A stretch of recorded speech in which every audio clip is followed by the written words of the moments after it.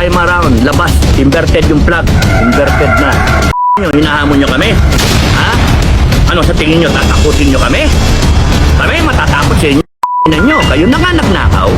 Kayo na nga nag-conspire na pagtatakpan tong mga magnanakaw na to. Binago nyo lahat ng ahensya ng gobyerno. Tapos ngayon, tatakutin nyo pa kami na nalagay ng taong bayan yung batas sa kamay nila. Dapat kayo bitayin talaga. We will impose the death penalty, mga nyo. Declaration number 4, we will impose the death penalty. We will see to it that you will all suffer before we kill you. Ano? Kayo? The first order sa armed forces when we take command of the armed forces, people of the Philippines, not me, the people, the southern Filipino people will take command of the armed forces. Relieve Browner, relieve yung Chief PNP. Laki magagawa.